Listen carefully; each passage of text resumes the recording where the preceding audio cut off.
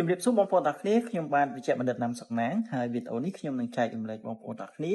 អំពីរោគសញ្ញានៃជំងឺប្រមេះទឹកបាយចំពោះបុរសនិងស្ត្រីបងប្អូនទាំងគ្នា80%នៃជំងឺប្រមេះទឹកបាយនេះនៅពេលដែលអ្នកជំងឺប្រុសនិងស្រីឆ្លងហើយអាចអត់មានរោគសញ្ញា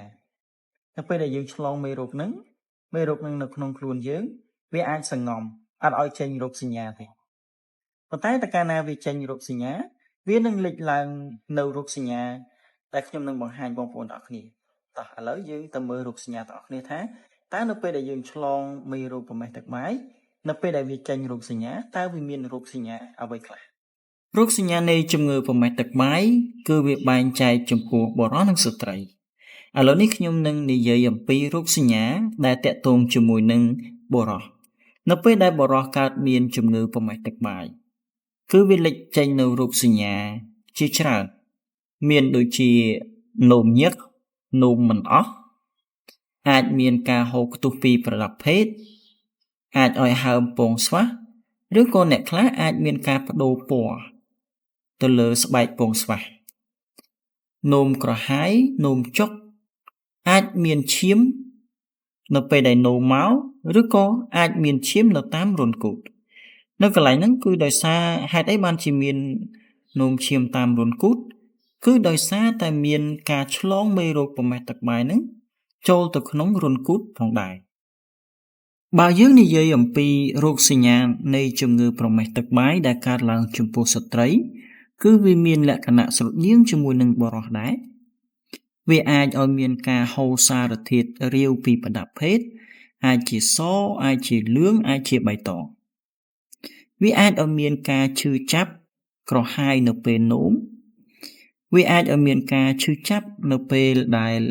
រួមភេទអាចឲ្យស្ត្រីនោមញឹកឬក៏អាចបញ្ហាធ្ងន់ធ្ងរគឺមានឈាមហូរពីប្រដាប់ភេទប្រសិនបើបងប្អូនទាំងគ្នាមានអាការៈរោគដូចជាខ្ញុំបានរៀបរាប់នៅក្នុងវីដេអូណាបងប្អូនទាំងគ្នាអាចតាក់ទងមកខ្ញុំដើម្បីប្រឹក្សាយោបល់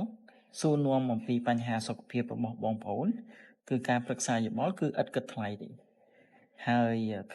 តាមរយៈ Telegram ខ្ញុំនឹងដាក់លេខទូរស័ព្ទនៅលើអេក្រង់ហ្នឹងបងប្អូនទាំងគ្នាអាចឆាតមកខ្ញុំបានចំពោះដំណោះស្រាយគឺយើងមានណាការព្យាបាលគឺមានទាំងថ្នាំលេបមានទាំងថ្នាំចាក់ហើយមានទាំងថ្នាំបំបត្តិនៅរោគសញ្ញាផ្សេងដែលបងប្អូនមានតើតួងជាមួយនឹងការនោមឈឺនោមកាហាយនោមអត់អស់ឈឺប្រដាប់ភេទឈឺពងស្វះអីហ្នឹងគឺមានថ្នាំសម្រាប់ព្យាបាលខ្ញុំឃើញអ្នកជំងឺមួយចំនួនគាត់បានកម្មង់ថ្នាំពីអនឡាញដែលមានតម្លៃខ្ពស់$60 $100យកមកលេបទៅក៏បាត់មួយរយៈទៅហើយក៏កើតមកវិញចំពោះបញ្ហានេះគឺ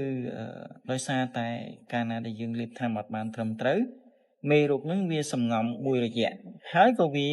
កើតឡើងវិញអញ្ចឹងដើម្បីកុំឲ្យមានបញ្ហាបែបនេះ